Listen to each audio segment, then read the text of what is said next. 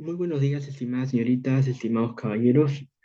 Gracias por conectarse. Continuamos, por supuesto, con este ciclo de trabajo relacionado a esta introducción al análisis literario y en esta oportunidad lo que principalmente deseamos es compartir algunas que tienen que ver, por supuesto, con el análisis estadístico vertical y horizontal del verso. Este tipo de propuesta, de alguna manera, se enmarca sin duda alguna en lo que se considera como la disciplina o el estudio de la versología, vale decir, la ciencia del verso.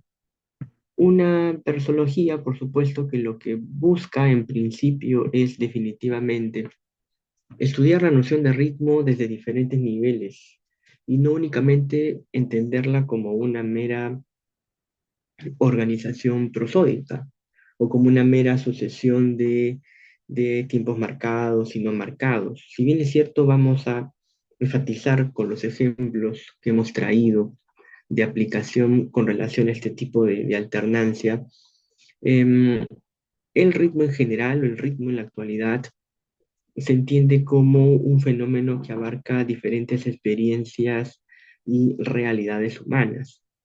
Entre los planteamientos generales, por supuesto, que tenemos aquí, manejamos principalmente estas cinco líneas. El ritmo entendido como un factor constructivo, tanto del idioma como, por supuesto, entendido también como material del verso, y el idioma entendido como material del verso.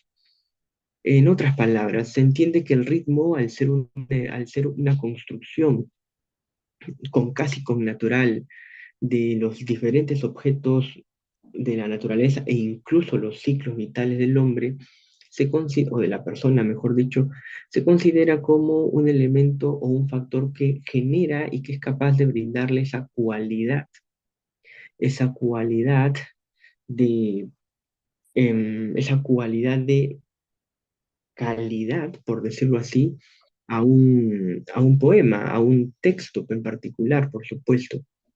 Por ello se considera como un factor constructivo, porque los diferentes elementos que de pronto se engarzan, se unen y que generan repetición y alternancia, definitivamente generan y construyen esta imagen o percepción de ritmo, ¿no?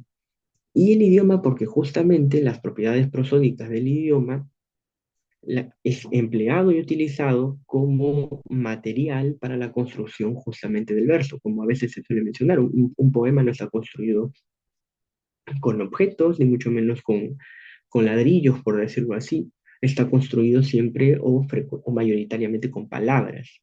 Eso es importante. La otra línea que de pronto encontramos aquí es la rítmica semántica cognitiva de Reuben Sur.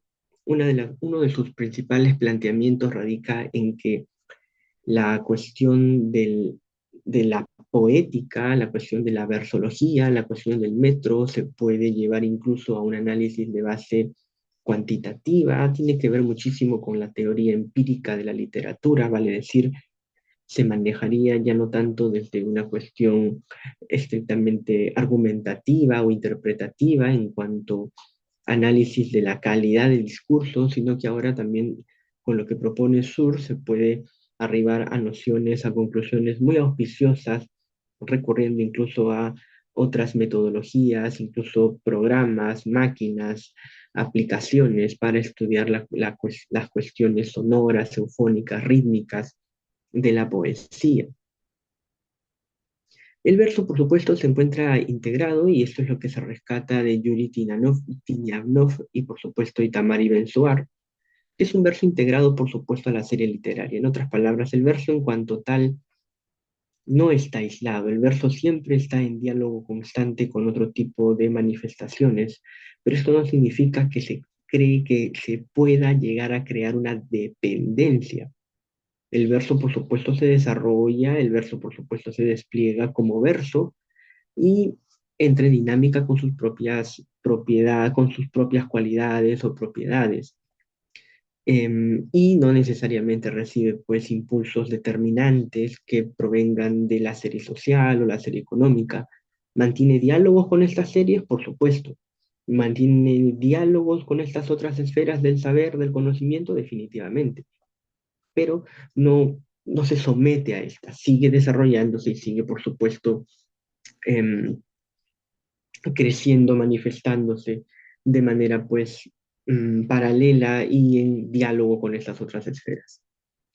El ritmo y los versos y las formas de composición implican tomas de posición. Vale decir, cuando un poeta, un artista decide escribir en verso libre, no está únicamente empleando una forma del verso, sino también lo que está utilizando es una manera en la que considera que el mensaje o la cantidad y cualidad de información que quiere comunicar obedece o en todo caso puede generar un efecto mayor en cuanto a la elección, ya sea de un verso libre o ya sea de un soneto.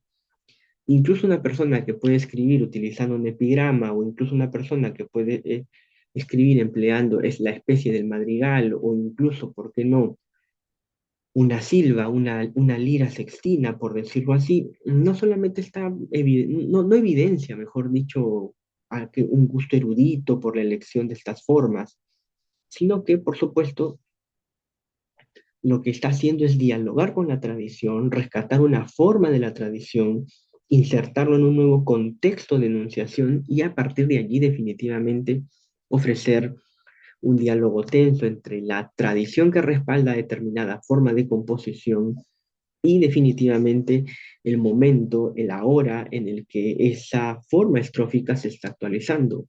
Cuando alguien escribe un soneto, por ejemplo, no está de pronto siendo un anacrónico o que de pronto es alguien que añora regresar a la literatura del pasado. Por el contrario, quien decide escribir utilizando en pleno año 2025 un soneto, lo que está diseñando es una nueva forma de recepción de esa forma, es una nueva manera de recepción de esa forma estrófica. También lo que está haciendo es construir las condiciones de un determinado lector. Lo que también está haciendo es evidentemente potenciar la relación entre el texto, la forma misma, el soneto y las diferentes posibilidades comunicativas y creativas que evidentemente pues tiene esa forma estrófica, tiene ese dispositivo poético altamente comunicativo. Em, Estas ideas definitivamente las vamos a encontrar en Hervé Lecoeur, que tiene un trabajo sobre el dispositivo poético en los Lida de José María Guren. Y gran parte de esa teoría se fundamenta en los planteamientos de Henri Mesconnick. La versología moderna también, por supuesto, se encarga de estudiar no solamente el verso tradicional, sino por supuesto también el verso libre, la poesía visual, una teoría de la recitación, que no es igual que la declamación, que a veces se suele, por supuesto, mencionar o subrayar. Y también, por supuesto, estudia la relación del cuerpo con aquel que está interviniendo oralmente el poema. Y, por supuesto, también ingresa a la esfera de la poesía digital. Por tanto, la versología moderna tiene como punto de partida el estudio del ritmo, entendido como una noción amplia del término, entendido como una noción en la que de pronto el ritmo pues, abraza diferentes esferas y actividades humanas, que incluso modela y transmite pensamiento, modela ideología, que la forma, por supuesto, comunica también contenido, que el verso no es simplemente hacer un trabajo meramente descriptivo y enunciar las condiciones importantes o las relaciones en las que de pronto el poeta explota, sino también vincularlas con cuestiones sociales, políticas, vale decir que la aparición de un endecasílabo, la aparición del soneto, no solamente fue una aparición en términos literarios, también implicó o tuvo como un marco un determinado cambio social, tuvo también que ver el cambio de una determinada sensibilidad, es decir, este conjunto de apariciones de los diferentes versos, de las diferentes formas estróficas, tiene un marco mayor, dialoga con otras series literarias. Esto es importante también, por supuesto, de subrayar y evidentemente estas formas de composición y todo este abanico de posibilidades que el ingreso a la versología moderna puede ofrecer. Una vez expuesto, por supuesto, estos planteamientos, estas bases generales de lo que es, por supuesto, la versología, bien podemos ahora empezar a explorar en qué consiste esta propuesta de análisis estadístico vertical y horizontal.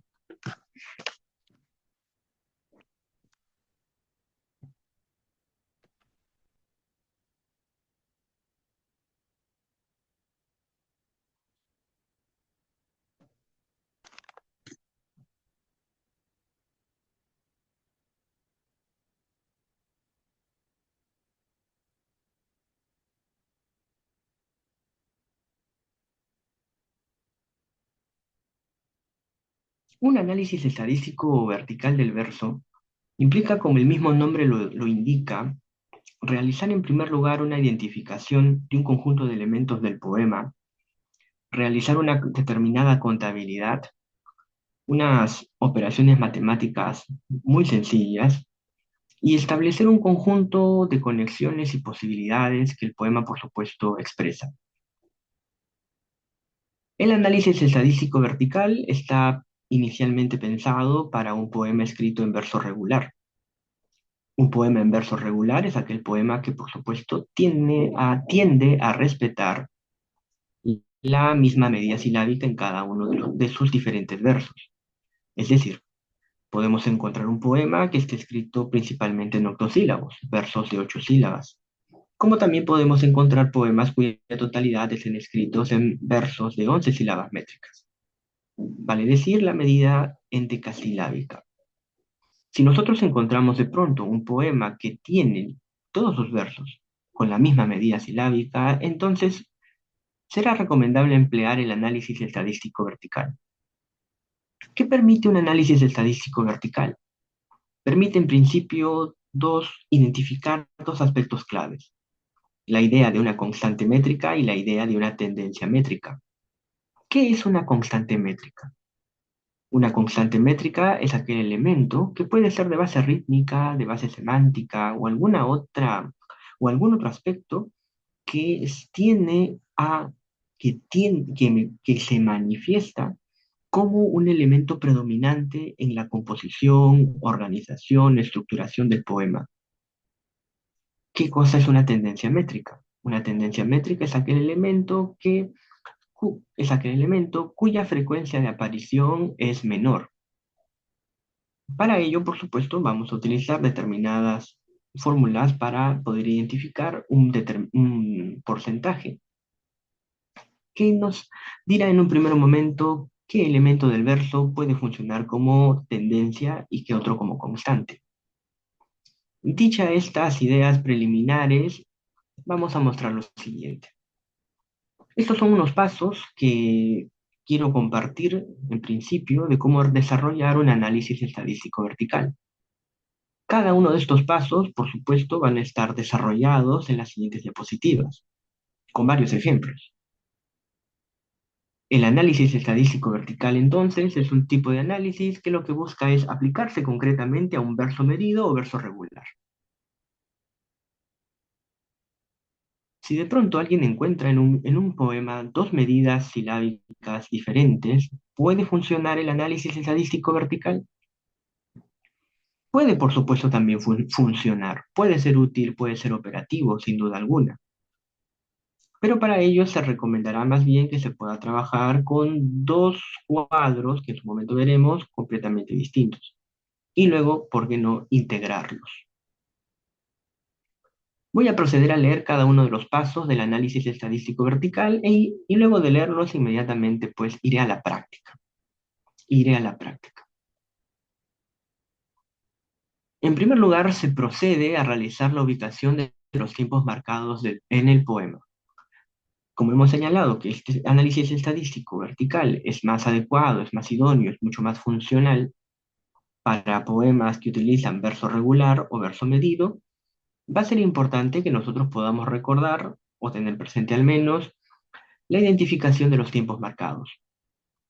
Surge la pregunta, ¿qué es un tiempo marcado?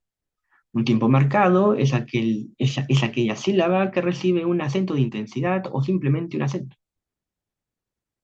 Cuando yo digo la expresión mi padre en la expresión mi padre, en esa expresión, el acento de intensidad recae en la sílaba pa, mi padre. De eso, ese es un tiempo marcado. Y un tiempo no marcado, aquella sílaba que simplemente no recibe un acento de intensidad. En mi mismo ejemplo, mi padre, observamos que la sílaba mi y la sílaba dre prácticamente son átonas. Si queremos de pronto algo mucho más sencillo, un tiempo marcado vendría a ser pues la fuerza tónica que recae en determinada sílaba, que concretamente en el verso van a jugar un papel muy importante. Como segundo punto del análisis estadístico vertical, vamos a realizar la sumatoria de los tiempos marcados en todos los versos, y específicamente en y por cada sílaba métrica que reciba un tiempo marcado. Vamos a mostrarle un ejemplo donde vamos a poder, por supuesto, reconocer y poner en práctica esto.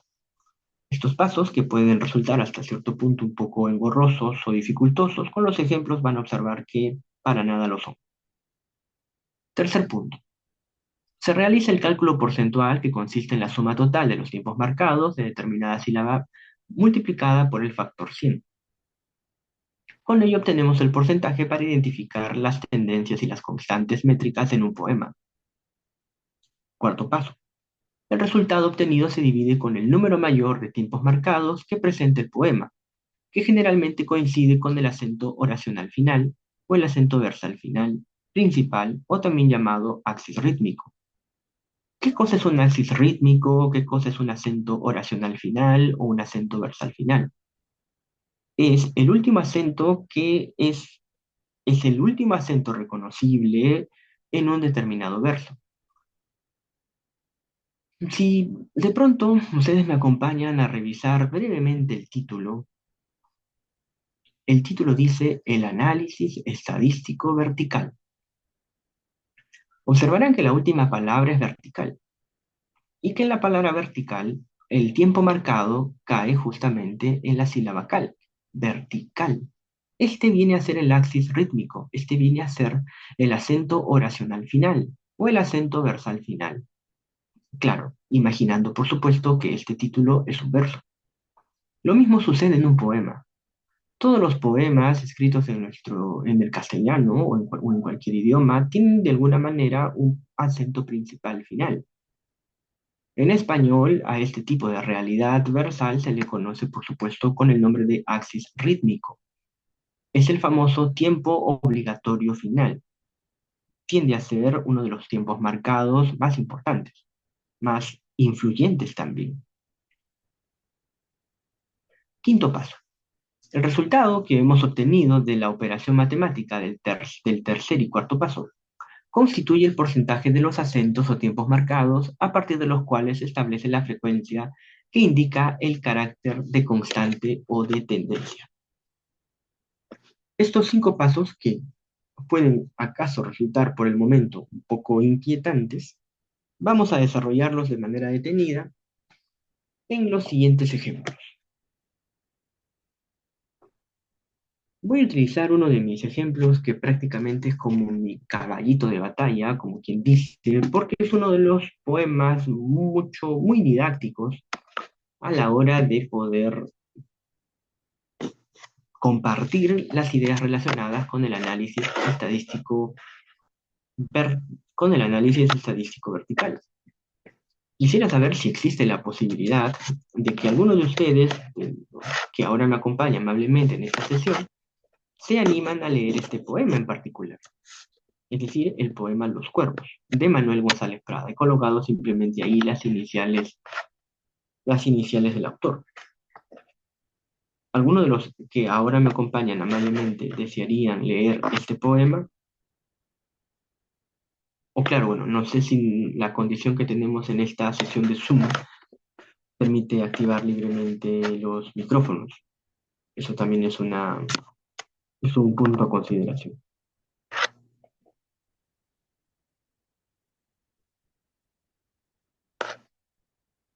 Bien, no hay ningún problema. Vamos a proceder a leer el poema. Dice este particular y singular poema.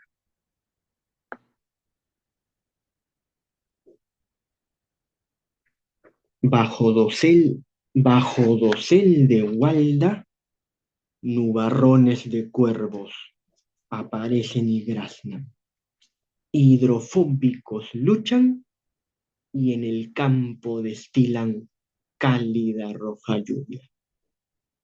Con los picos de acero no se hieren los ojos, se taladran los pechos. Por azuladas cumbres, al desmayo del sol, desaparecen, huyen, se van sin corazón.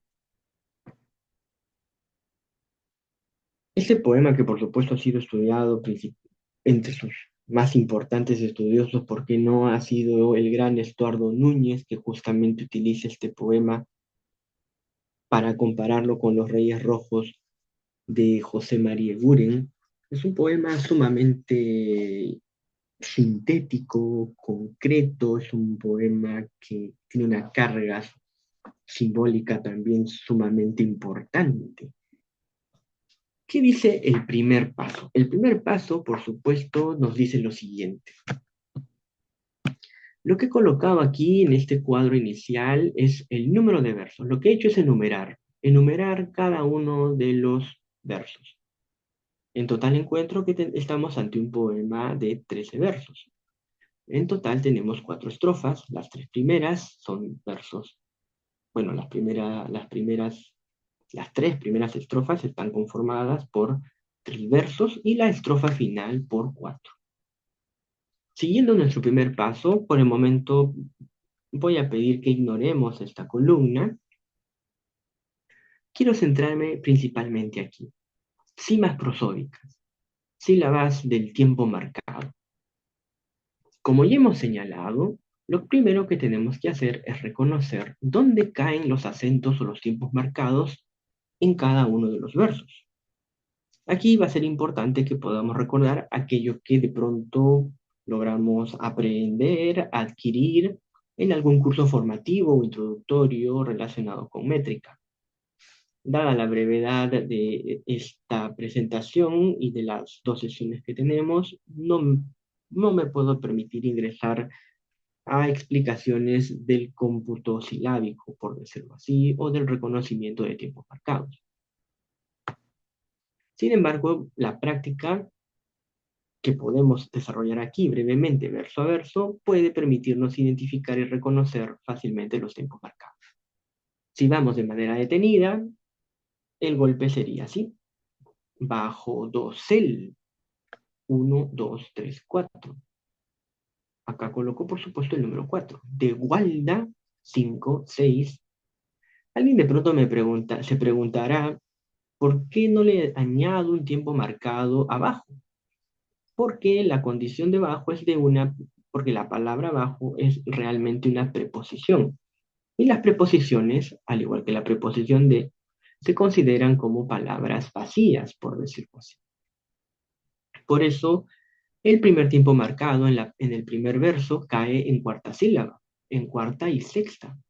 Sería así: bajo dosel de gualda, nubarrones de cuervos aparecen y graznan. Hidrofóbicos luchan. Y en ese y en es un proceso de sinalefa, por eso fusionamos la y en. Aquí hay una sílaba métrica por un proceso de sinalefa. Y en el campo destilan. Mira aquí este cambio, tan fascinante este cambio. Cálida, roja, lluvia. No sé si hasta acá puedes observar algo muy llamativo, que prácticamente cuando empieza el poema, los tiempos marcados siempre tienden a caer o en cuarta o en tercera sílaba. Es como que si de pronto existiera de alguna manera una especie de querer retardar, de querer generar una especie de expectativa antes de la caída del primer tiempo acentual, que en el caso del primer verso recae en la cuarta sílaba y en el caso de los siguientes en la posición tercera, en tercera sílaba, salvo este peculiar sexto verso que golpea en la primera sílaba, que golpea prácticamente en la primera sílaba. Y realmente se siente, se percibe esa diferencia. Fíjate si de pronto volvemos a leer los 6 primeros versos. Bajo dosel de gualda, nubarrones de cuervos, aparecen y graznan. Hidrofóbicos luchan y en el campo destilan cálida roja lluvia. Cálida roja lluvia. Allí hay un fenómeno muy particular que, si bien es cierto, no necesariamente hay el margen temporal para poderlo explicar, es lo que se considera como un momento de expectativa frustrada. Cuando nosotros encontremos una determinada organización que se repite, que se reitera, como en el caso de 4-6, 3-6, 3-6, 3-6 y 3-6, recibe el nombre de impulso métrico. Y cuando ese impulso métrico, cuando esa expectativa, cuando esa organización se rompe, como en el caso del sexto verso, se genera lo que se conoce con el nombre de momento de expectativa frustrada. Incluso los poemas escritos en verso libre también trabajan con la dinámica del impulso métrico y del momento de la expectativa frustrada. Evidentemente, ese impulso métrico en el verso libre no tiene esta característica de la distribución acentual, pero sí trabaja con elementos de base semántica o con otros elementos o condiciones que permiten identificar la relación impulso métrico-momento de expectativa frustrada. La versología señala que el momento de expectativa frustrada lo que hace es que el impulso métrico se dinamice, que existe una tensión que luego se va a reflejar entre la forma y el contenido, entre la forma y el contenido. Pero también nos dice inmediatamente la teoría que cuando se produce un momento de expectativa frustrada, el propio poema, el propio verso busca retomar el impulso métrico. Porque, dice también la teoría de la versología, sin el impulso métrico, el poema pierde curiosamente su condición de poema. Por ello que el impulso métrico, o en otras palabras, el ritmo, es un factor estructural del poema. Una vez que tengo cálida, roja, lluvia, inmediatamente vuelve a aparecer, ¿qué concretamente? El impulso métrico. Otra vez voy a tener 3-6, 3-6, 3-6. Si me voy a la tercera estrofa, tengo lo siguiente. Con los picos de acero acá, con los picos de A. Ese de A que estoy uniendo, también lo uno por un proceso de sinalefa. De acero. No se hieren los ojos, se taladran los pechos. Alguien se preguntará, ¿y por qué no uno esta E con esta I como un caso de sinalefa? Aquí básicamente porque la I y la E está, o particularmente la I, está funcionando como una semiconsonante. Por eso no procedo a utilizar una sinalefa acá y le doy libertad. No sé, no. Aquí prácticamente ese y suena más bien como un sonido como una semiconsonante, es ahí. No se hieren los ojos, se taladran los pechos. Y luego voy curiosamente al verso 10. En el verso 10 voy a observar, o en todo caso estamos observando una distribución distinta. Una distribución que acaso remite a la manera en la que está organizada el primer verso del poema. Por azuladas cumbres, por azuladas cumbres, al desmayo del sol, desaparecen, huyen, se van sin corazón. Y esta estrofa final es sumamente relevante por dos grandes razones. En primer lugar, el verso 10 y el verso 12 están creando una especie de paralelismo. 4-6, 4-6.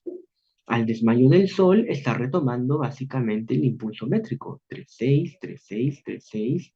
Al desmayo del Sol, 3-6. Si seguimos esta dinámica de que el verso 10 y el verso 12 están construyendo un paralelismo, 4-6, 4-6, se podría inferir desde la noción de expectativa o de lo previsible que el verso 11 y el verso 13 también van a tener una estructura 3-6.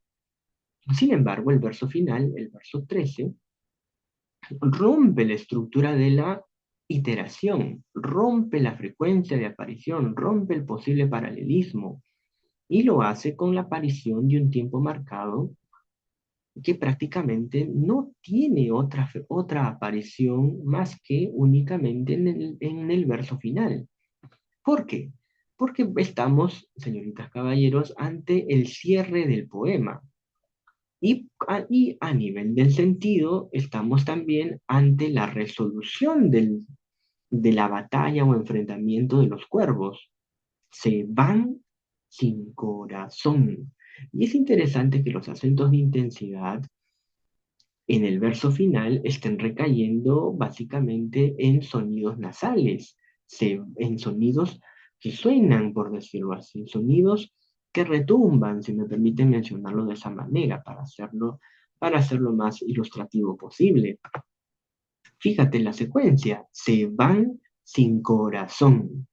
Y a la vez también es relevante el empleo, por supuesto, de esta preposición, que genera aquí una cadena muy particular de sonidos nasales. Se van sin corazón.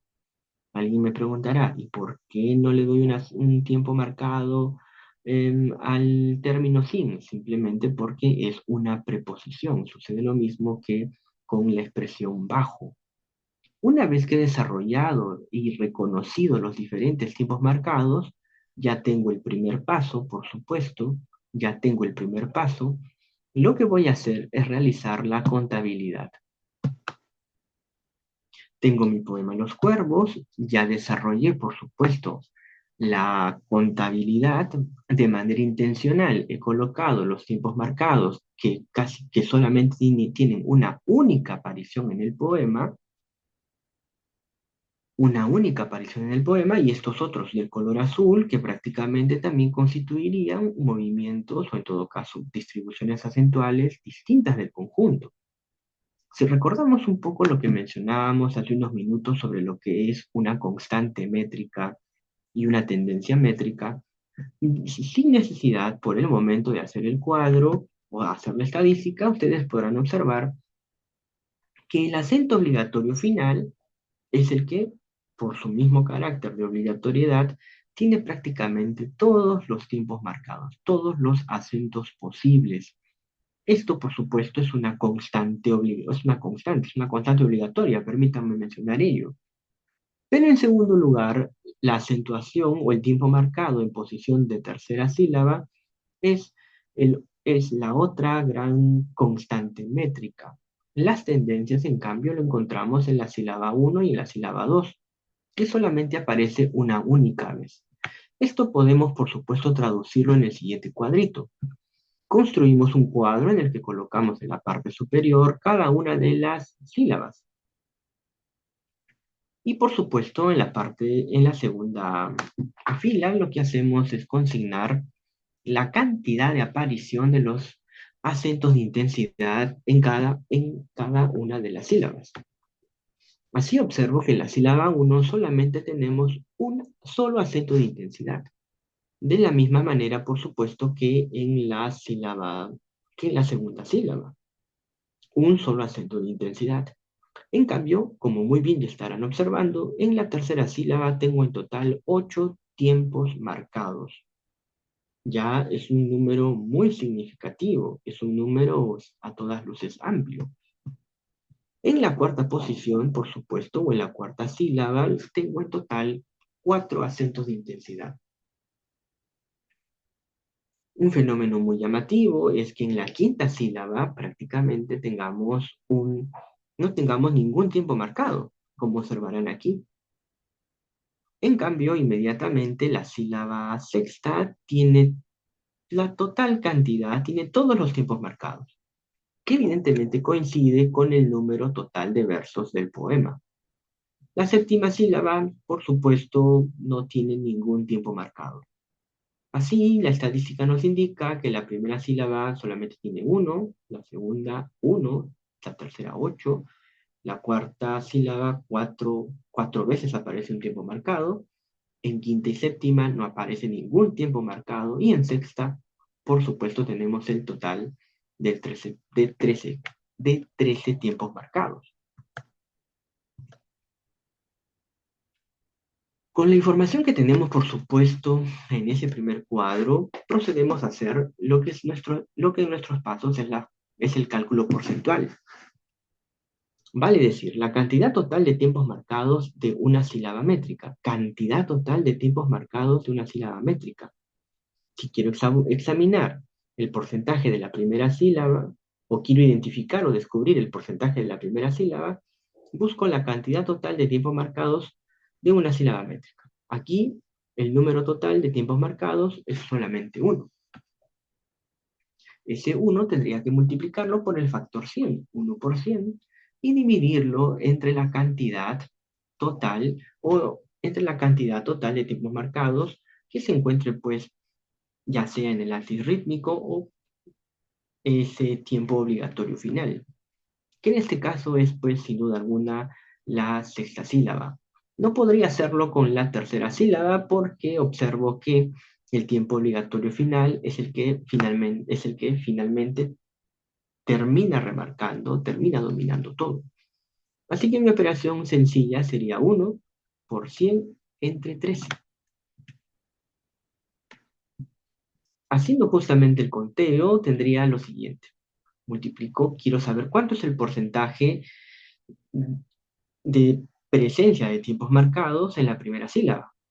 Multiplico el 1 por el factor 100 entre 13 y eso me da un 7.7% de frecuencia de aparición en el poema. ¿Qué sucede si quiero reconocer el porcentaje de la tercera sílaba? De la misma manera, coloco la cantidad de tiempos marcados. En la sílaba 3 le pertenecen, en total, aparecen, mejor dicho, 8 tiempos marcados. Lo multiplico por el factor 100, 800, y lo divido, por supuesto, entre 13. Eso me indica que hay un 61.6% de frecuencia de aparición de un tiempo marcado en tercera sílaba del poema Los Cuervos. Haciendo el cuadro general, por supuesto, tengo los siguientes resultados. En el caso de la primera sílaba, tengo un 7.7%, lo mismo que en el caso de la segunda sílaba. Tercera sílaba tengo un 61%, un 61.6% de frecuencia de aparición de un tiempo marcado. En la cuarta sílaba del verso apenas un 30.8%. Evidentemente en quinta y séptima sílaba 0%.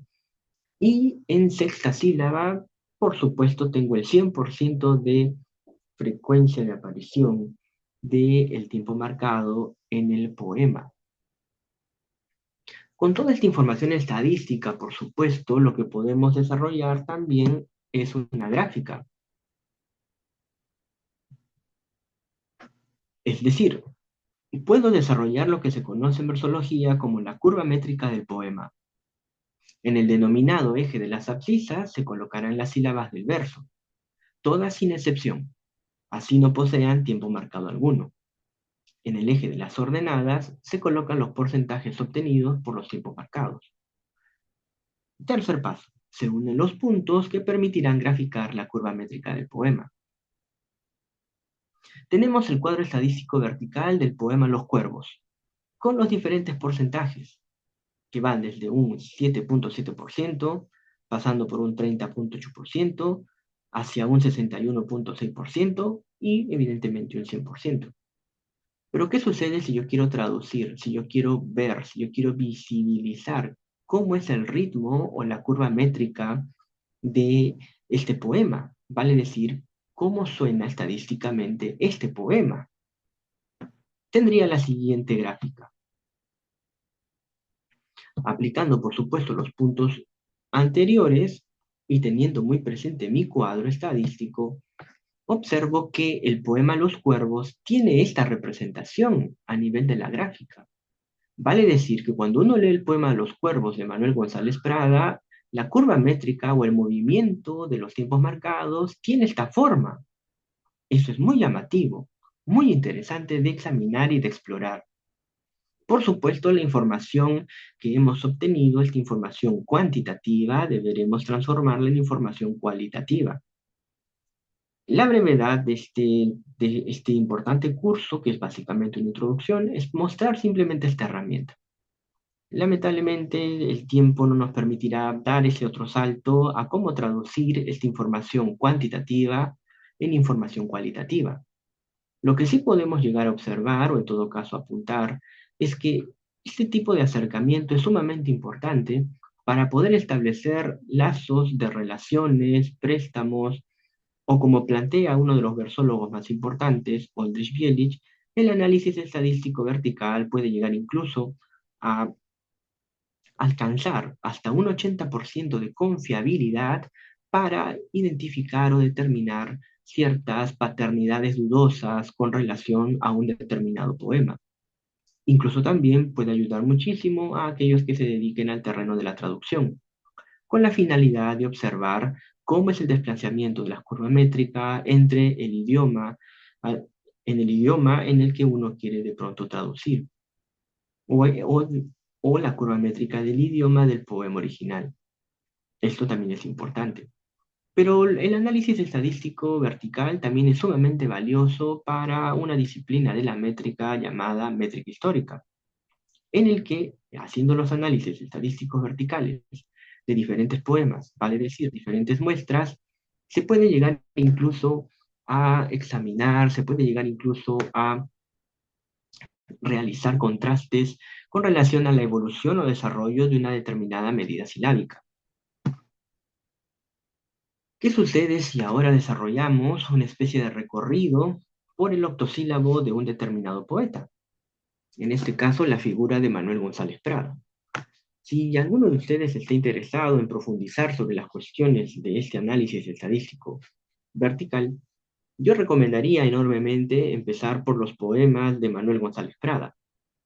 Resulta un autor muy didáctico, resulta un autor también plenamente consciente de su trabajo con el verso, así como también, por supuesto, un autor que nos permitiría ingresar para cada vez potenciar y mejorar nuestro acercamiento o la puesta en práctica para poder pues, adquirir solvencia, profundidad en el manejo de este análisis estadístico vertical. Tengo este poema de González Prada, que forma parte de Trozos de Vida. Agoreras aves lanzan. Dice, agoreras aves lanzan a los aires sus graznidos y sobrecoge las almas, pavoroso calofrío. Roja mano rasga el fondo del negro espacio infinito y escribe en letras de llama, no vencerás al destino. Si seguimos los pasos, por supuesto, observaremos de manera detenida que evidentemente la distribución me interesa principalmente que podamos reparar en estos números. Esta es la distribución de los tiempos marcados en el poema. Vale decir que los tiempos marcados en el primer verso están en posición 3, 5, 7. 3. En el caso del segundo verso, 3, 7. Y si continuamos con la revisión, obtendremos las siguientes variantes. 4, 7, 3, 7, 1, 3, 5, 7, 2, 4, 7, 2, 4, 7, 1, 4, 7. Podemos observar entonces también que la medida silábica que domina en este poema principalmente es el octosílabo. Es un poema de 8 sílabas métricas. Evidentemente, podemos observar de manera detenida y mencionar de forma categórica que el tiempo obligatorio final ya nos está indicando una determinada pausa. Todos los acentos golpean en séptima sílaba. porque evidentemente es el acento obligatorio final. Donde quizás deberíamos llamar mucho más la atención es justamente en los demás tiempos marcados, que no alcanzan una determinada regularidad.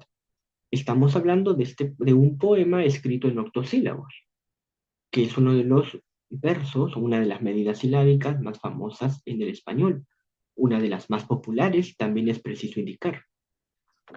Lo relevante aquí es que la distribución de estos tiempos marcados juega de una manera muy, pero muy particular.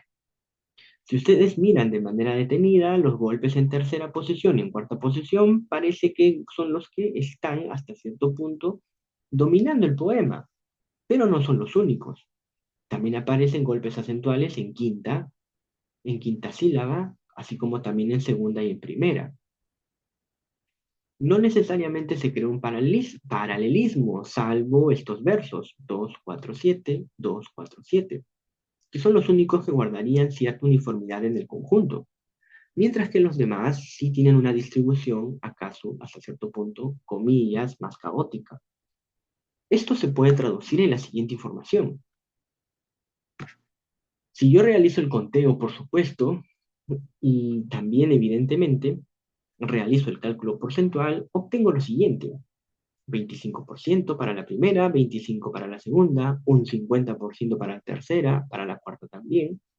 Vale decir que la presencia de la tercera sílaba y de la cuarta sílaba, con tiempos marcados dominantes que alcanzan un 50%, se podrían ya estar convirtiendo también en determinadas constantes métricas.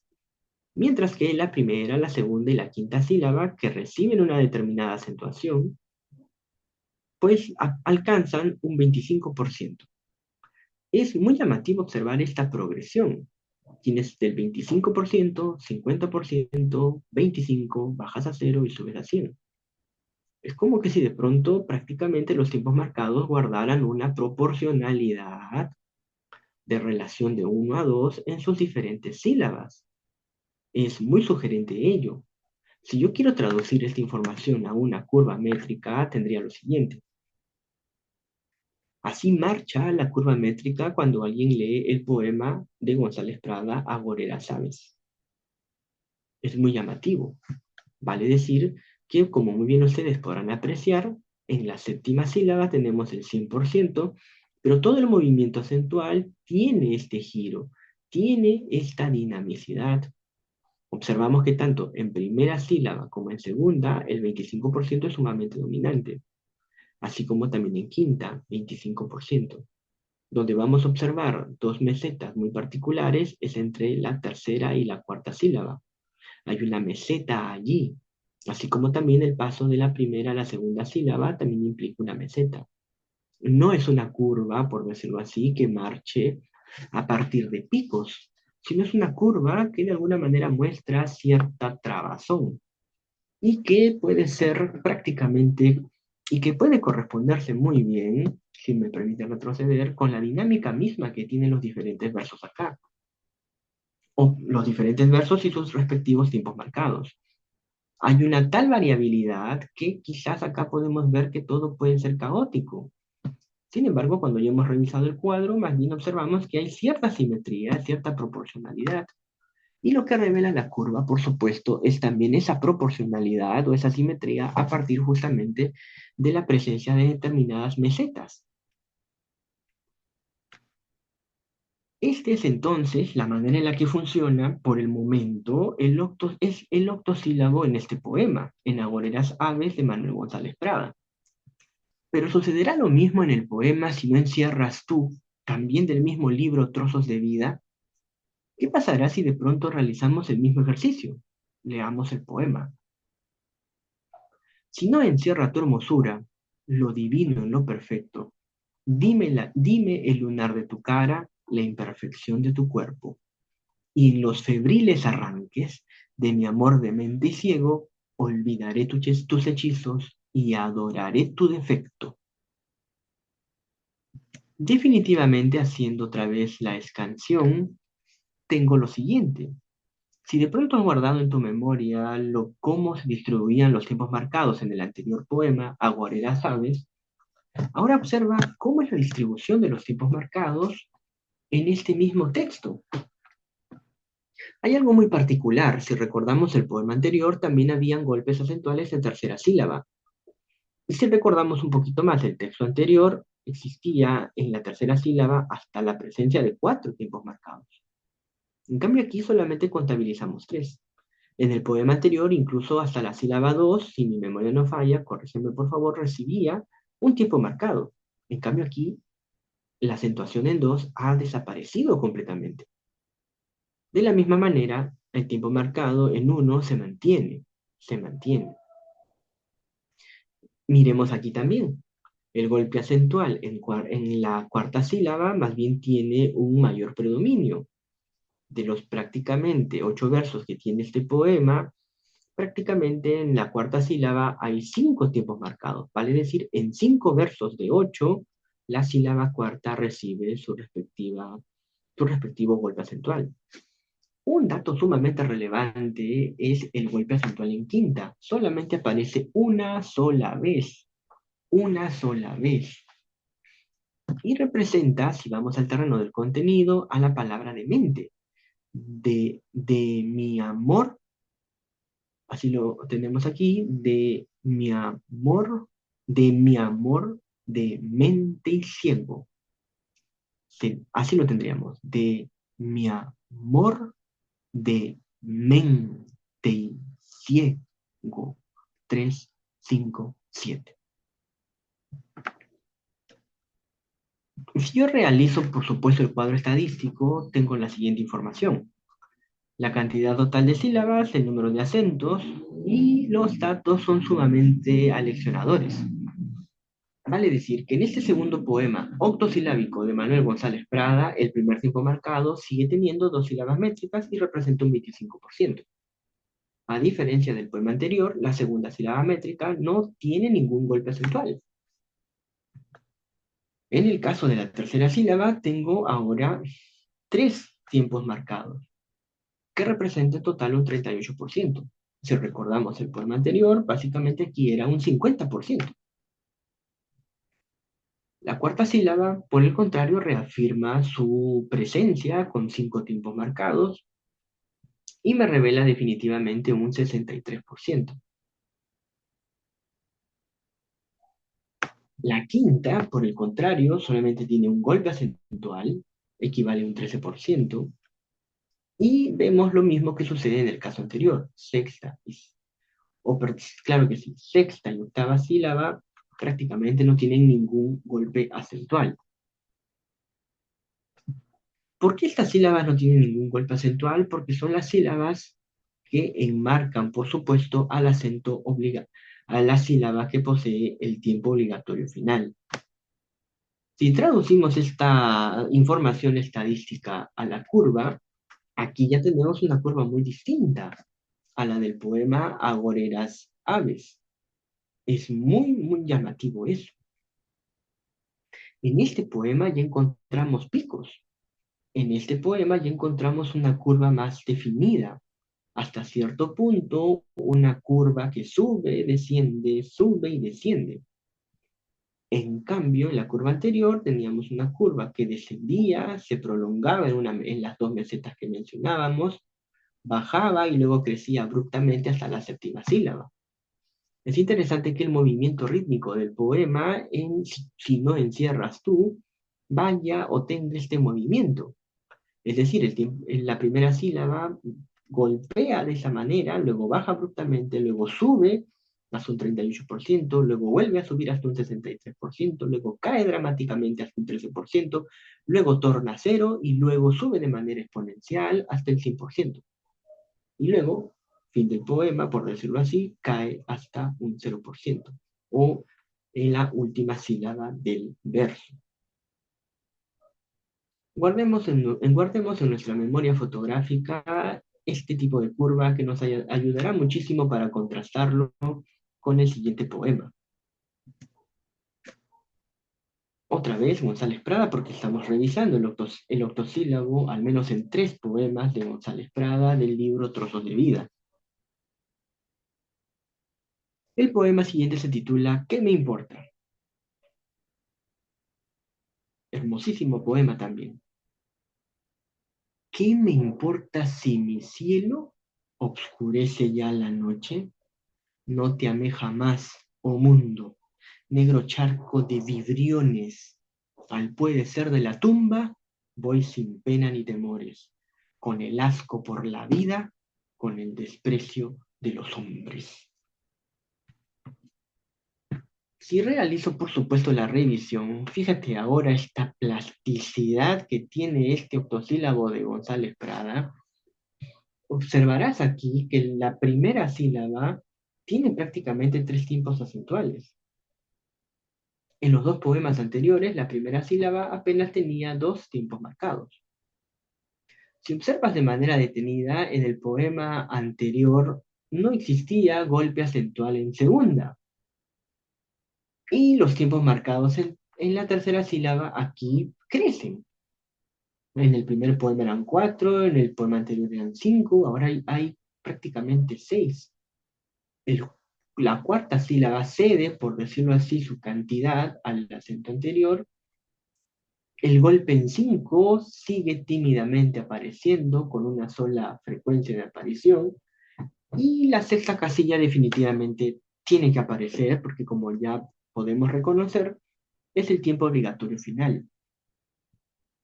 Lo que quiero que observes entonces hasta este preciso momento es que la estadística nos dice que Manuel González Prada, de manera objetiva, sin apelar a lo que a mí me parece, la gráfica, la estadística nos indica que González Prada opera siempre con mucha flexibilidad en el octosílabo que él está escribiendo, al menos en estos tres poemas de Trozos de Vida. Y la estadística también nos puede informar y nos puede brindar de manera contundente, de manera objetiva, que González Prada tiende a la predilección de arrancar el verso con un tiempo marcado, el cual se manifiesta en la primera sílaba, y que tiende a ser flexible y a jugar principalmente con la tercera posición. Con la tercera posición, observarán que en el primer poema que vimos, que en el poema anterior y que en este, el golpe acentual en tercera sílaba es el que, dada la revisión de todos estos poemas de manera inicial, se mantiene mucho más constante. Se mantiene mucho más constante. Más bien hay una variación muy particular entre la segunda sílaba y la quinta sílaba. Observarán que en los cuadros anteriores, sobre todo en el poema anterior, el golpe acentual en segunda sílaba prácticamente desaparecía, mientras que en quinta de alguna manera se pudo mantener en los poemas anteriores. Me refiero, insisto, a Trozos de Vida. Si alguno de ustedes está pensando en el poema El Cuervo de Manuel González Prada, en el que no había golpe en quinta sílaba, preciso es indicar que el poema Los Cuervos de Manuel González Prada está escrito en heptasílabos y no en octosílabos, como es el caso de los poemas hasta ahora revisados. Dicho esto, por supuesto, si vamos al cuadro y sobre todo a la información estadística, tenemos esta siguiente relación.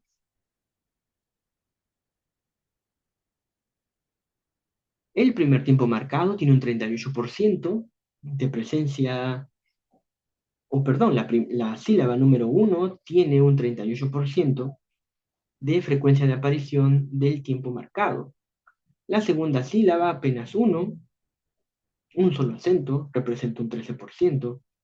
La tercera sílaba, observen, aquí tenemos seis tiempos marcados que recaen en la tercera sílaba. Es prácticamente el 75% del poema. Ya de alguna manera pueden ustedes proyectar o acaso imaginar cómo va a ser la curva métrica de este poema. En quinta sílaba tenemos únicamente un 13%, en sexta y en octava 0%, y por supuesto en la séptima sílaba la cantidad total de tiempos marcados, dado que es el axis rítmico o el acento obligatorio final del verso. Con esta información, la curva métrica del poema es la siguiente. Ustedes observarán entonces que tiene una mayor similitud con la curva métrica anterior. ¿Es acaso el octosílabo de González Prada con una tendencia a la construcción de un ritmo que obedezca a este tipo de estructura o curva métrica? Eso es muy sugerente de poder señalar. Ya tenemos al menos dos de las tres muestras que hacia esta dinámica apuntan. El análisis estadístico vertical entonces puede ser utilizado para establecer o identificar el metro, el patrón y también, por supuesto, las diferentes variabilidades o actualizaciones del metro o del patrón de determinados poemas. Así como también, insistimos en ello, poder utilizarlo como una herramienta importante para el estudio de la y o evolución de determinado poeta en función de las formas que emplea. Falta un estudio de esta naturaleza del soneto en Vallejo. Faltan diversos estudios desde esta perspectiva en los distintos poetas peruanos que han abrazado su escritura creativa desde el terreno de las formas de composición. Si retornamos a la curva métrica de ¿Qué me importa? De Manuel González Prada de Trozos de Vida, observaremos entonces dos picos muy bien pronunciados. El pico más fuerte, por supuesto, es el que está ahora en la tercera sílaba con un 75%. Observarán ustedes cómo también se van desarrollando poco a poco las caídas. No es que el verso octosilábico, al menos en estos tres poemas de González Prada, arranque siempre sin tiempo marcado, como si sucedía en Los Cuervos. Si recordamos el poema Los Cuervos de González Prada, ustedes observarán que recién el tiempo acentual caía o en tercera o en cuarta sílaba. En primera sílaba y en segunda, y de manera excepcional en tercera sílaba, pues prácticamente no había ningún tiempo marcado, salvo el verso Cálida roja lluvia, que disonaba de manera definitiva del conjunto. Pero en el octosílabo de estos tres poemas de Trozos de Vida de González Prada siempre tiende o va a tender a golpear en sílaba 1. Así sea con una menor frecuencia de aparición, como bien demuestra el porcentaje, siempre va a tender que su verso octosilábico, al menos en estas tres muestras, tienda siempre con un verso que pueda acaso tener una cualidad enfática. Pero no me quedo solamente en el terreno de González Prada. ¿Qué pasa si de pronto reviso este texto de Juan Ramón Jiménez, poeta español? Leamos el poema. ¿Quién pasara mientras duermo por mi jardín? A mi alma llegan en rayos de luna voces henchidas de lágrimas.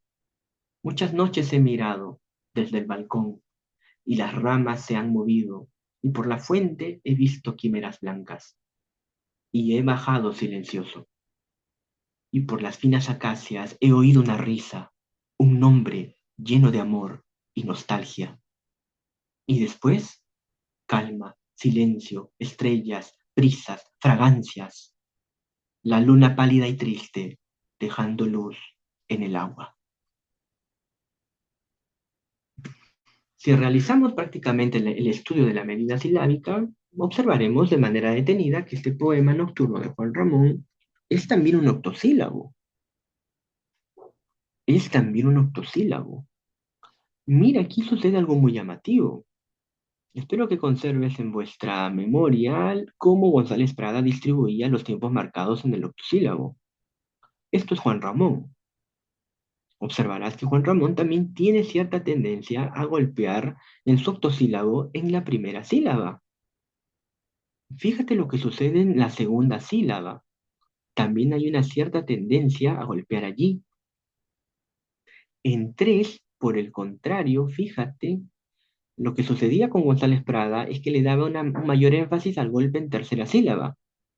En este poema, al menos, en el de Juan Ramón, el golpe acentual en tercera sílaba apenas tiene tres posiciones, tres tomas, ¿no? Y lo que sucede en quinta sílaba es también muy llamativo. Solamente estamos ante dos tiempos marcados en quinta sílaba. Esta información es importante de anotar, de subrayar. Si yo de pronto voy al cuadro estadístico vertical, por supuesto, de este poema, obtengo la siguiente información, una información importante. Observo que en el poema nocturno de Juan Ramón Jiménez, en la primera sílaba tenemos un 31%, lo mismo que en la segunda. Observo más bien que en la tercera sílaba tengo un 25% de aparición, de frecuencia de aparición de tiempos marcados, mientras que en la cuarta sílaba vamos hasta un 66%. Si observamos de manera detenida la quinta sílaba, tenemos apenas un 13% de frecuencia de aparición. Si hacemos un poco de memoria y comparamos la estadística que revisábamos en González Prada en los poemas anteriores, la quinta sílaba también tenía un porcentaje muy similar. Evidentemente, el golpe en sexta y en octava sílaba no son significativos, prácticamente es un 0%. A diferencia de la séptima sílaba que recae, pues prácticamente la totalidad de los tiempos marcados. La pregunta es, ¿qué me dice la curva métrica del poema? Si vemos de manera detenida, se está formando en la curva métrica del poema una primera meseta. No sé si tú recordarás el primer poema que revisábamos de González Prada, no me refiero a los cuervos, sino el poema titulado Agoreras Voces. También trabajaba con una determinada meseta. Es interesante observar un dato muy particular de cómo se mueve la curva métrica del octosílabo de Nocturno, así como también las curvas métricas de dos de los poemas de González Prada. Los poemas, si hablamos ahora de la curva métrica, empiezan concretamente con una meseta, van hacia una caída, suben definitivamente y luego siempre tienden, o yo podría decir que ya prácticamente gran parte de estos octosílabos revisados, buscan o en todo caso caen bruscamente siempre en quinta sílaba y luego definitivamente caen del todo en sexta.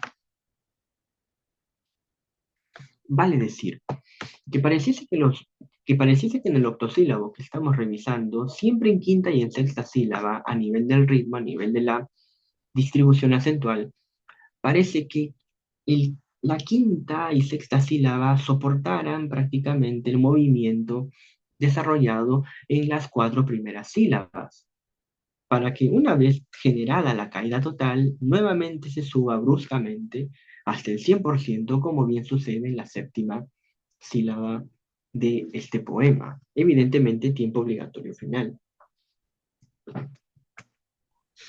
¿Y qué sucede si yo de pronto se me ocurre revisar ahora al poeta peruano José María Eguren con el poema La noche de las alegorías en rondinelas? El poema dice: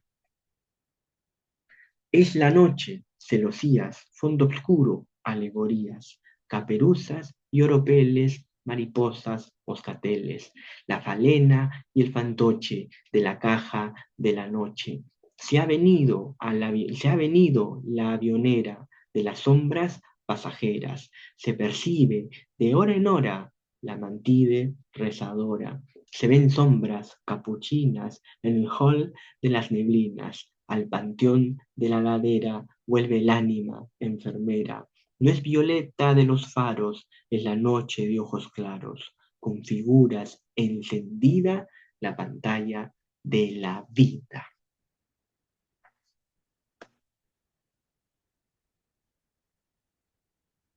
Si hacemos evidentemente el cómputo silábico y la distribución y la identificación de los tiempos marcados, obtenemos ahora la siguiente información. Observarán ustedes de manera detenida, por supuesto,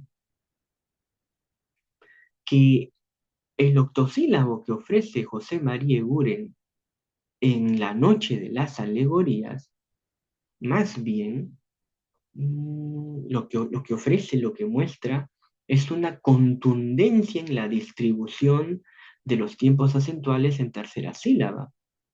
A diferencia de Juan Ramón, a diferencia de González Prada, cuyos octosílabos son mucho más flexibles en las cuatro primeras sílabas del verso. Observarán, hay un detalle también que me gustaría apuntar. Ustedes a la hora de leer conmigo, por supuesto, el lenguaje de los poemas Trozos de Vida de González Prada y El Nocturno de Juan Ramón Jiménez, ambos autores emplean un registro que apunta mucho más a lo coloquial. Por tanto, si es un registro que apunta mucho más a lo coloquial, la distribución de los tiempos marcados, de las sílabas, de los acentos, al ser un registro de tendencia coloquial, la distribución de los tiempos marcados va a también ser mucho más libre, mucho más suelto. En cambio, observarán aquí que el registro o el lenguaje que emplea José María Eguren, por el contrario, es un registro hasta cierto punto culto, es mucho más atado, por decirlo así. Y ello también se corresponde con esta marcialidad de la distribución acentual en tercera y séptima sílaba. Apenas tenemos 5 tiempos marcados en la primera sílaba. Imagínense, solamente un tiempo marcado en segunda sílaba.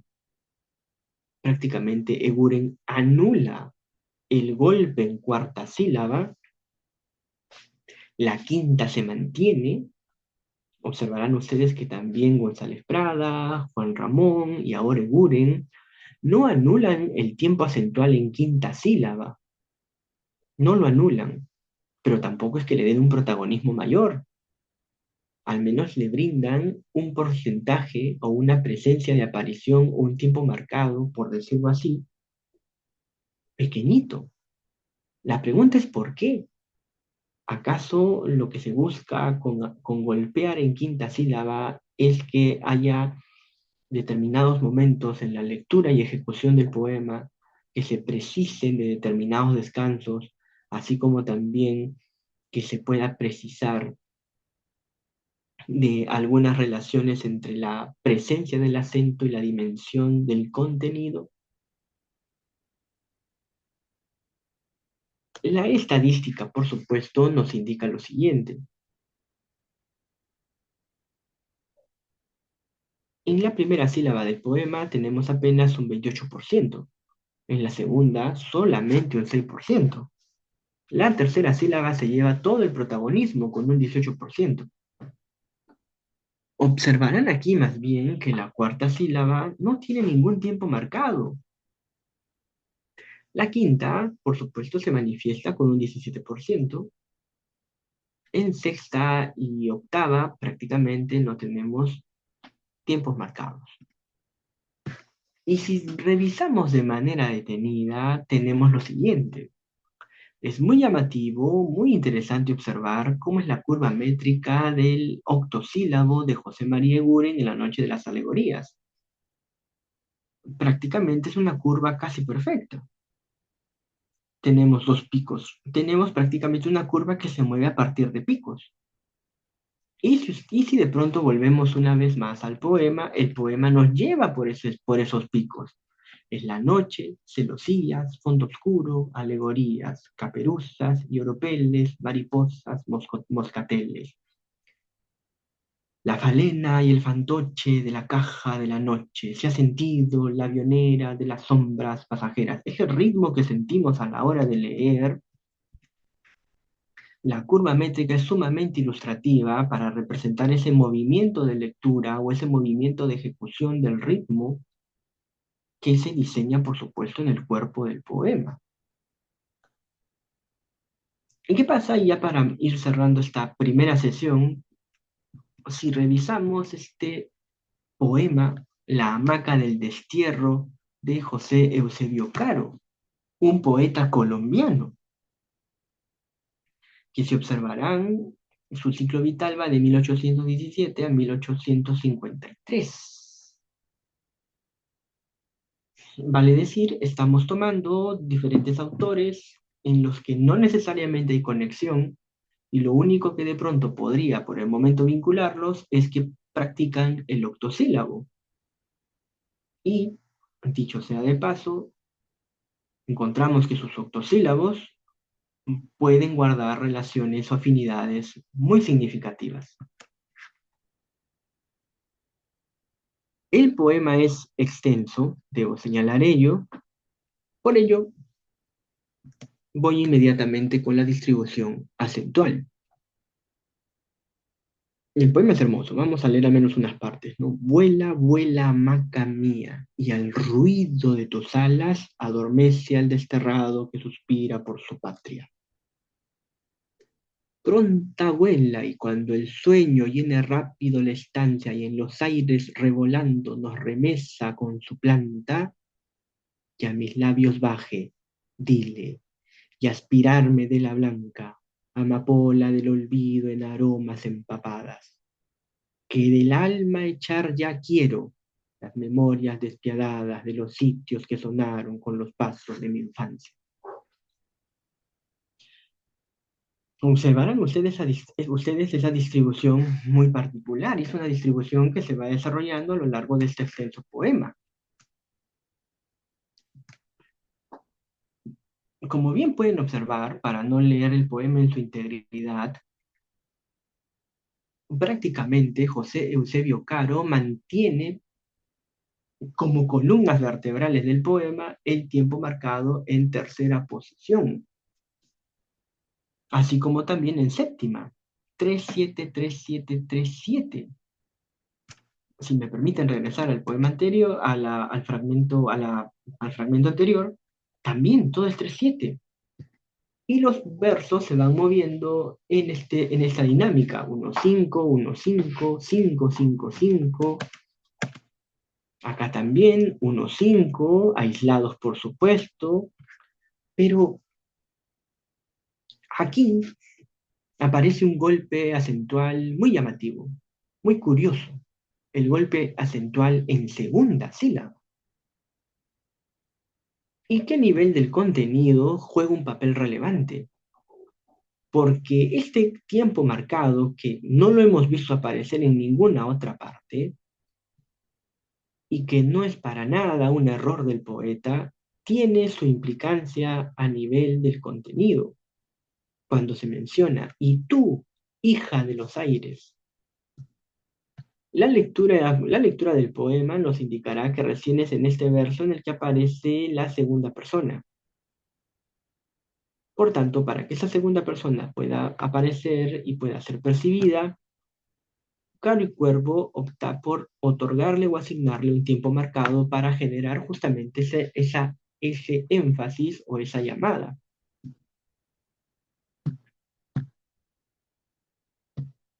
Observarán ustedes, por supuesto, que la misma estructura y la misma dinámica se mantiene.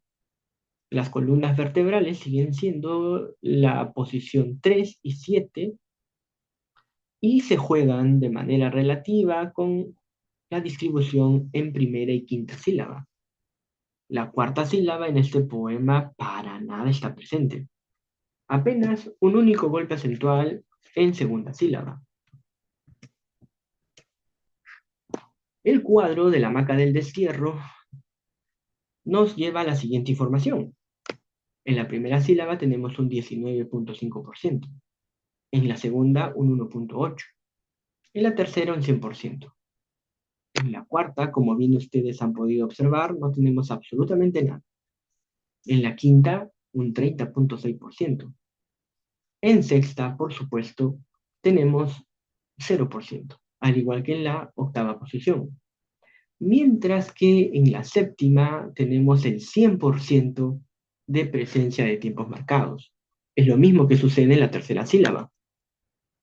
Es, como ustedes muy bien recordarán, lo mismo que sucedía en José María Gurin, con la noche de las alegorías, con la noche de las alegorías, poema en el que se jugaba principalmente con tercera y séptima sílaba. Aquí, este poeta colombiano, José Eusebio Caro Cuervo, que ya mostramos su ciclo vital de 1817 hasta 1856 aproximadamente, juega con un octosílabo muy parecido a Guren. Y estamos hablando de que, no, de- y Si hemos explorado Eguren, no encontramos en su biobibliografía que de pronto haya revisado a José, la poesía de José Eusebio Caro. Es, no es muy, por decirlo así, certero hacer esa afirmación para decir que hay influencias. Pero lo que sí podemos observar es que la curva métrica que ofrece José Eusebio Caro en la hamaca del destierro es prácticamente muy similar a la curva métrica que tiene la Noche de las Alegorías de José María Eguren. Vale decir que estos dos autores, con varias décadas de diferencia, mantienen, o en todo caso, articulan un octosílabo de similares características. Insisto, estas informaciones o estos datos que estamos identificando deberán ser luego transformados a información cualitativa. Solamente estamos nosotros mostrando el instrumento y cómo este puede ser útil para un análisis mucho mayor. Ya para ir cerrando nuestra sesión del día de hoy, si observamos primero las curvas métricas de los octosílabos de González Prada, observaremos que los octosílabos que la curva métrica de si me encierras tú, así como también de qué me importa, distan de agoreras aves. Acá se forma meseta, acá también, pero lo que quiero llamar poderosamente la atención es que, al menos en las tres muestras revisadas, González Prada no deja para nada de golpear en la primera sílaba del poema, y más bien tiende a trabajar con mayor dinámica entre la tercera y cuarta, tercera y cuarta, tercera y cuarta. Hay un mayor trabajo entre tercera y cuarta. Quinta, a pesar que no aparecería, está presente también. Siempre la quinta es la que soporta la caída de la curva métrica que se ha desarrollado en las cuatro primeras sílabas que trabaja pues don Manuel con su octosílabo. Y si observamos ahora la curva métrica de los octosílabos de González Prada con el octosílabo de Juan Ramón, observamos algo muy llamativo. Este es el octosílabo de Juan Ramón. Observamos que también Juan Ramón decide apostar por el golpe acentual en primera sílaba, así como también Juan Ramón, al menos en la única muestra revisada, tenemos en quinta sílaba definitivamente que también hace el aguante, por decirlo así, de la caída, lo mismo que también acá con Gonzalo Prada, en la quinta sílaba. Vale decir que por registros o por el lenguaje utilizado, tanto Juan Ramón como González Prada en los poemas vistos tienden a ser un poquito más coloquiales, por decirlo así. Por ello, los cuatro primeros versos o los cinco primeros versos muestran una mayor flexibilidad en la distribución de los tiempos marcados. Pero no por ello ambos poetas dejan de jugar, por decirlo así, principalmente con tercera y cuarta. Finalmente, si observamos las curvas métricas de los octosílabos de José María Eguren con La Noche de las Alegorías y de José Eusebio Caro con La Hamaca del Destierro, observaremos prácticamente una identidad en el desplazamiento de la curva de dos poetas que no necesariamente, bueno, que no necesariamente podemos llegar a señalar que Uren leyó a José Eusebio Caro. Sin embargo, observamos que ambos, a pesar de sus diferencias geográficas, a pesar de los diferentes estilos que de alguna manera abrazaron, el trabajo con el octosílabo puede encontrar puntos de común unión entre ambos. Insistimos, este tipo de información del análisis estadístico vertical puede ser muy útil, puede ser muy provechoso. Simplemente estamos mostrando la herramienta, cómo esta puede funcionar. Más no, el tiempo no permite que podamos transformar estrictamente la información cuantitativa en información cualitativa. Pero la pertinente observación la pertinente observación de los datos obtenidos en el análisis estadístico vertical puede, por supuesto, ofrecernos información sumamente valiosa del tratamiento del verso, e incluso también la manera en la que un determinado verso se ha logrado insertar, incrustar en una tradición literaria, en una estética, en una tendencia o en alguna otra manifestación propia del verso. En los minutos finales que tenemos, no sé si se desea plantear algunas preguntas, algunas inquietudes. Caso contrario, por supuesto, ya estaríamos finalizando nuestra primera sesión.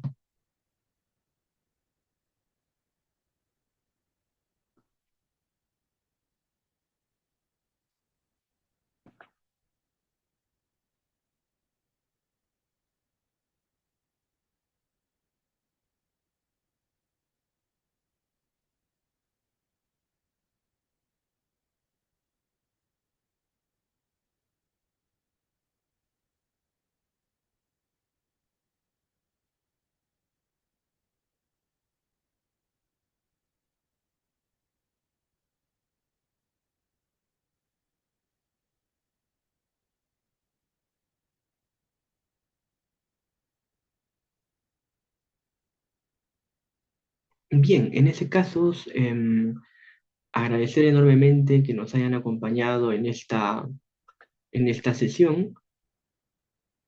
El siguiente viernes estaremos examinando lo que corresponde con el análisis estadístico horizontal.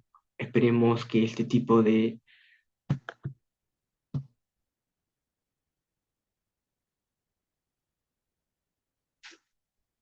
Esperemos que este tipo de trabajos pueda ser, por supuesto, muy útil. Gracias a ustedes, por fin he podido observar los, los chats, no les extiendo las disculpas del caso.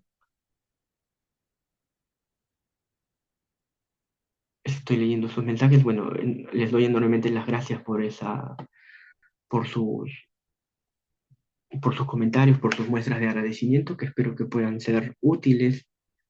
Y si les interesa este camino de la ciencia del verso o de la versología, pues los invito a revisar el ya clásico libro de Oldrich Bielich que se titula Verso español, verso europeo. Ese es el nombre, Verso español, verso europeo, una introducción a la teoría del verso español en el contexto europeo. Es un libro de cerca de 600 páginas en el que ustedes pueden aprender los fundamentos de la versología desde principio a fin y a partir de allí apropiarse, abrazar esta línea de investigación que sin duda es pues muy sugerente, muy oportuna, ¿no? Definitivamente. Que todos tengan un muy buen día y será por supuesto hasta una siguiente oportunidad. Muchas gracias. Nos vemos el siguiente viernes.